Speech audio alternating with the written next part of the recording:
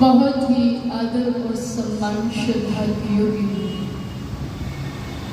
हम सभी के लिए प्रेरणा स्रोत, हम सभी के लिए सम्माननीय पूजनीय मंच का बड़ी तन्मयता के साथ में संचालन कर रहे हैं आदरणीय श्रद्धेय स्वामी ब्रह्मानंद जी महाराज। अपने आर्य समाज के बहुत ही सुदृढ़ और कर्मठ पुरोहित जो है आदरणीय श्रद्धेय करमवीर जी,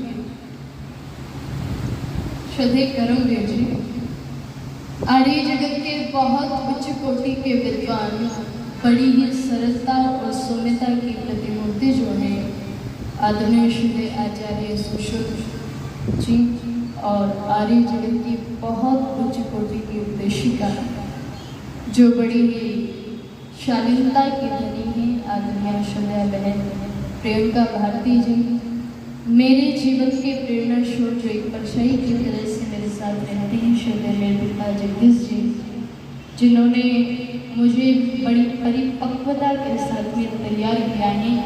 आज इस मंच पर मैं बैठ कर के कुछ बोल रही हूँ, साहस कर रही हूँ बोलने का, तो वो मेरे पिताजी के बदले और हमारे साथ में कंधे से कंधा मिला करके जो मुझे सहयोग करते हैं, मुझे हमेशा प्रेरित करते रहते हैं महाशय बलवीर जी, सामने बैठे हुए समस्त धर्मनिष्ठ सज्जनों, बड़े ही प्रबुद्ध व्यक्तित्व यहाँ पर उपस्थित हैं। आर्य समाज के समस्त पदाधिकारी वृंद जो बड़ी कर्मठता के साथ में आर्य समाज को अपने खून और अपने पसीने से सींच रहे हैं, मैं आप सभी का सम्मान करती हूँ, हृदय से कोटि से नहीं बल्कि सतर्ष वंदन करती हूँ, अभिनंदन करती हूँ। और सामने बैठे हुए ये ब्रह्मचारी गण, आइए कुछ चर्चाओं को आप लोगों के मध्य में मैं साझा करने का प्रयास करूँगी। इसे आशा और विश्वास के साथ में ये आप लोग बड़े ध्यान से और श्रद्धा से सुनेंगे, चूँकि आप लोग सुनते हैं। ये जितना भी कार्यक्रम चल रहा है इसको रिकॉर्डिंग वीडियो के माध्यम से जो प्रसारित कर रहे हैं ये भाई, क्या नाम है? अनुराग। इनका एक चैनल है वैदिक दर्पण चैनल। आप जितना भी यहाँ पर सुन रहे हैं वो तो आप सुन ही रहे हैं, जो आपसे छूट गया है वो भी आप सुन सकते हैं और बाद में आपके सुनने की इच्छा हो तो भी आप सुन सकते हैं। इनका चैनल है ये वैदिक दर्पण, आप इसे सब्सक्राइब करेंगे और ज़्यादा से ज़्यादा वीडियो को शेयर करेंगे ताकि आर्य समाज का मिशन जो है वो फैल जाए। तो आइए कुछ चर्चाएं हम लोग साझा करने का प्रयास करें। जो मैंने गीत की पंक्तियाँ रखी हैं वो आर्य जगत के बहुत उच्च कोटि के जो कवि हैं, अंतर्राष्ट्रीय कवि शाश्वत मोहन मनीषी जी की लिखी हुई ये पंक्तियाँ, और एक एक शब्द को यदि आप लोगों ने सुना हो ध्यान से तो एक एक शब्द को उन्होंने इस तरह से लिखा है जैसे उन्होंने अपनी आत्मा को निकाल करके रखा। और वो अक्सर एक बात कहा करते हैं कि शब्दों को जब व्यक्ति गीत के अंदर पिरोता है तो उसमें वो अपनी जी जान लगा करके, मेहनत लगा करके तब पिरोता है। किसी साधारण की तो मैं बात नहीं कर रही, लेकिन जब भी व्यक्ति कुछ लिखने को बैठता है तो उसका मन, मस्तिष्क और उसकी आत्मा वहाँ पर एक साथ बैठ जाती है। उन्होंने बहुत सुंदर लिखा है। क्या हम सब लोग ये कामना करते हैं कि राम राज आ जाए, सुराज आ जाए, अच्छा राज आ जाए। राम से पहले भी बहुत राजा हुए हैं और राम के बाद भी बहुत राजा हुए हैं, लेकिन कभी भी किसी का नाम लेकर के यूँ नहीं कहा जाता कि इसका राज आ जाए। महाराज दशरथ उनके पिता ही थे, क्या कभी कोई ये कहता है कि दशरथ राज आ जाए? नहीं कहता। क्या कभी ये कहता है कोई कि दुर्योधन राज आ जाए, युधिष्ठिर राज आ जाए? कोई नहीं कहता। रामराज की कामना क्यों की जाती है? अगर साधारण तरीके से हम देखें विश्लेषण करके, वैसे तो राम के जीवन में इतने गुण थे कि जिनकी तुलना किसी से नहीं की जा सकती। लेकिन दो गुण उनके जीवन के इतने विशेष थे कि अगर जब तक सूरज चांद रहेगा तब तक उनके इन दो गुणों का वर्णन विद्वान करते रहेंगे और करना भी चाहिए। कौन कौन से? एक तो वो अपने पिता के बहुत बड़े भक्त थे। वो कहते हैं कि अगर पिता का आदेश है तो मैं हिमालय जैसी पर्वत की चोटी पर से छलांग मार सकता हूँ, अपने प्राणों को त्याग सकता हूँ। अगर पिता कहे तो मैं हलाहल विष का पान कर सकता हूँ। अगर पिता कहे तो मैं इस जीवन को नष्ट कर सकता हूँ। अगर पिता का ये आदेश है मुझे वन जाना है तो चाहे धरती इधर से उधर हो जाए, मैं पिता की आज्ञा का उल्लंघन नहीं करूँ। इतने बड़े पिता। और दूसरा उनके जीवन का ऐसा गुण है जो उन्हें इतिहास के पन्नों में स्वर्णिम अक्षरों में अंकित करता है। कौन सा? कि उन्होंने अपने जीवन के अंदर कभी भी मर्यादा का उल्लंघन नहीं किया। ये दो गुण उनके जीवन के बहुत विशेष हैं। और अगर इनमें से व्यक्ति एक भी गुण धारण कर लेता है, जरा सा भी धारण करने का प्रयास भी कर लेता है, तो व्यक्ति के जीवन में इतना बड़ा सुपरिवर्तन आता है कि जिसकी आप लोगों को कल्पना भी। लेकिन विडंबना यही है कि हमने राम को तो माना लेकिन राम एक नहीं। हम राम के भक्त कहते रहे, हमने ढोल बजाए, नगाड़े बजाए, झुमकार बजाई, आरती उतारी, चित्र लगाए, उसकी पूजा की, लेकिन उनके चरित्र को एक बार भी झक करके देखा?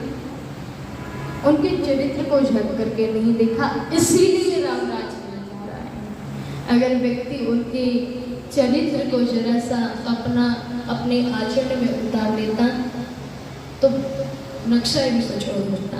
एक बार ऋषि दयानंद जी महाराज से लोगों ने पूछा कि स्वामी जी धार्मिक कैसे बना जाए?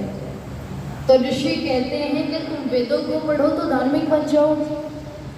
इन्होंने कहा कि वेद तो इतने कठिन है, हम कैसे पढ़े? तो ऋषि ने कहा कि अगर वेदों को नहीं पढ़ सकते तो शास्त्रों को पढ़ो तो तुम धार्मिक बन जाओगे। और अगर शास्त्रों को भी कठिन मानते हो तो उपनिषदों को पढ़ो, अपने महाकाव्यों को पढ़ो। अगर उनको भी कठिन मानते हो तो एक सरल सा रास्ता है कि महापुरुषों के आचरण को अपने आचरण में उतार लो तो भी तुम क्या बन जाओगे?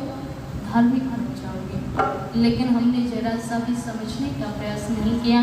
आज दुनिया न जाने कौन सी उलझन में उलझ गई। तो बहुत सुंदर पंक्तियाँ लिखी थी पंडित जी, बहुत अच्छा है।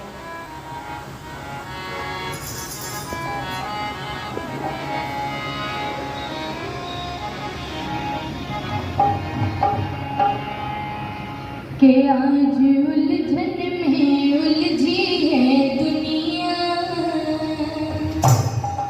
कोई सुलझाने वाला नहीं है। आज उलझन में उलझी है दुनिया, कोई सुलझाने वाला नहीं है। पथ से भटकाने वाले अनेकों, पथ से भटकाने वाले अनेकों, मार्ग दिखलाने वाला नहीं है। आज उलझन में उलझी है दुनिया, कोई सुलझाने वाला नहीं है। पथ से भटकाने वाले अनेकों, मार्ग दिखलाने वाला नहीं है। आज उलझन में उलझी है। स्वर्ग में क्या के साधन मिलेंगे, ये तो बतलाने वाले अनेकों। स्वर्ग में क्या के साधन मिलेंगे, ये तो बतलाने वाले अनेकों। इस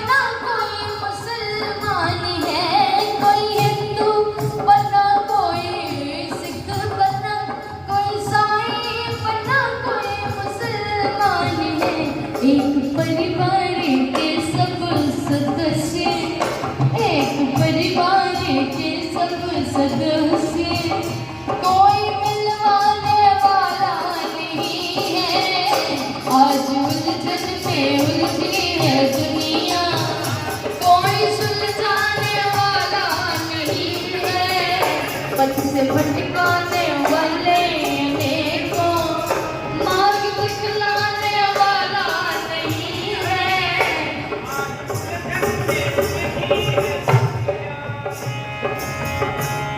और हम लोगों ने सब कुछ जाना, हम लोग बड़े जानी मानी बने, हम लोगों ने बड़ी तरक्की की, हम डिग्री होल्डर हुए, इतनी उन्नति की हम लोगों ने, वेल एजुकेटेड हुए, सब कुछ किया, लेकिन जिसको जानना था वो तो जाना ही नहीं। एक समय वो था जब घरों के अंदर शादी विवाह आदि होते थे, तो घरों के अंदर खाना बनाने वाली तो अपनी घर की महिलाएं होती थी और नाचने वाली बाहर से बुलाती। और आज हम लोग पढ़े लिखे हुए, हमने उन्नति की, आज क्या हो रही है, खाना बनाने वाली तो बाहर से आती है और नाचने वाली अपनी घर की महिलाएं। इतनी उन्नति की हम लोगों ने। और क्या लिखा, लोग आज मंगल ग्रह पर जीवन ढूंढ रहे हैं, सोच रहे हैं कि धरती पर बड़ी भीड़ हो रही है, जरा मंगल ग्रह पर जाकर के रहीं, फ्लोट करने शुरू हो गए, लेकिन इस धरती पर रहना कैसे ये तो पता चला नहीं, मंगल ग्रह पर कैसे रहेंगे। जरा सा हम लोग जानने का ये प्रयास करें कि हमारी संस्कृति थी क्या, आज क्या हो गई और आगे क्या होने वाली है। आप लोग अंदाजा लगा सकते हैं, जब इस देश के अंदर छोटी सी बेटी सुरक्षित नहीं है और 60 साल की बूढ़ी माँ सुरक्षित नहीं है, तो आप अंदाजा लगा सकते हैं। एक 6 साल की बेटी जब घर से स्कूल तक जाती है तो बाप को ये चिंता सताती रहती है कि पता नहीं मेरी बेटी घर वापस ठीक ठाक लौटेगी भी या नहीं। क्या हम रामराज की कल्पना भी कर सकते हैं? क्या हम रामराज की कामना कर सकते हैं? ऐसी परिस्थितियों में हमने सब कुछ जाना, लेकिन जो जानना था वो जानना भूल गया। और क्या लिखा, भूगोल खगोल के जानता बने, जिसको जानना था उसको जाना नहीं। भूगोल खगोल के जानता बने, जिसको जानना था उसको जाना नहीं। भूल पे भूल करते हैं प्रेमी, भूल पे भूल करते हैं प्रेमी, कोई पछताने वाला नहीं है। आज उलझन में उलझी है दुनिया, कोई सुलझाने वाला नहीं है, पथ से भटकाने वाले अनेकों, मार्ग दिखलाने वाला नहीं है। आज उलझन में उलझी है दुनिया, कोई सुलझाने वाला नहीं है। आज उलझन में उलझी है दुनिया, आज उलझन में उलझी है दुनिया, आज उलझन में उलझी है दुनिया। हम लोग एक उलझन में उलझ करके रह गए, जिससे बाहर निकलना बड़ा असंभव सा प्रतीत होता है। जरा कल्पना करके देखिएगा, एक समय तो वो था जब लोग भारतीय संस्कृति के अंदर जिया करते थे, जब लोग धर्म की खातिर जिया करते थे, जब लोग धर्म को समझते थे, अपनाते थे जीवन में। किसी को ये समझाने की जरूरत नहीं होती थी कि तुम धर्म के रास्ते पर चलो, सब जानते थे। लेकिन आज का समय है, सब जानते हैं धर्म के मार्ग पर चलने से सुख मिलता है, सब जानते हैं कि धर्म के मार्ग पर व्यक्ति को चलना चाहिए, लेकिन ये जानते हुए भी कोई तैयार नहीं है, तो ये कितनी विडंबना है। ये जानते हुए भी कोई धर्म के मार्ग को चुनना नहीं चाहता, ये कितनी बड़ी विडंबना है। इसलिए मैं निवेदन करूँ आप लोगों के मध्य में, जरा सा हमें अपनी संस्कृति की तरफ झांक करके देख लेना चाहिए कि हमारी संस्कृति थी क्या, आज क्या है और आगे क्या हो। जरा पढ़ करके देखिएगा, कभी अपने संस्मरणों में कूद करके देखिएगा उन संस्मरणों को, जब माता सीता, लक्ष्मण और श्री राम वन में थे। माता सीता ने लक्ष्मण से पूछा कि लक्ष्मण, पुष्पम दृष्ट्वा फलम दृष्ट्वा दृष्ट्वा तो नवयौवनम एकांते कांचनम दृष्ट्वा कस्य रोमचनम। माता सीता लक्ष्मण से पूछती हैं कि लक्ष्मण, इस दुनिया में ऐसा कौन सा व्यक्ति है जिसका मन सुंदर फूल को देखकर के आकर्षित नहीं होता, और ऐसा कौन सा व्यक्ति है जिसका मन पके हुए फल को देखकर के आकर्षित नहीं होता, और ऐसा कौन सा व्यक्ति है लक्ष्मण जिसका मन एकांत में लगे हुए सोने और चांदी के ढेर को देखकर के विचलित नहीं होता। और लक्ष्मण, इस दुनिया में ऐसा कौन सा व्यक्ति है जिसका मन एकांत में सुंदर नवयौवना स्त्री को देखकर के विचलित नहीं होता। तो इस पर लक्ष्मण यति उत्तर देते हैं कि सुनो माता सीता, सुनो माता सीता, माता यस्य पतिव्रतः पिता यस्य च धार्मिकः एकांते कांचनम दृष्ट्वा कस्य रोमचनम। यानी जिसकी माँ पतिव्रता और पिता धार्मिक संस्कारों से ओतप्रोत होता है, उसका मन कभी भी इन चारों चीजों से विचलित नहीं। ये तो हमारी भारतीय महान संस्कृति है, और आज आप लोग देख सकते हैं हमारी संस्कृति तिल तिल करके चल रही है, भारतीय संस्कृति तिल तिल करके चल रही है। इसलिए बहुत सुंदर पंक्तियां लिखी थी कवि ने। भगत सिंह ने इस देश के लिए इसलिए बलिदान नहीं दिया था कि लोग उनके गीत गाए उनको याद रखें, बल्कि इसीलिए बलिदान दिया था कि देश के अंदर सुराज आए, अच्छा राज आए, राम राज आए। लेकिन ये आज़ादी, उसका नाम आज़ादी है। आज की आज़ादी तो बर्बादी में बदल गई है। बहुत सुंदर पंक्तियां लिखी कवि ने।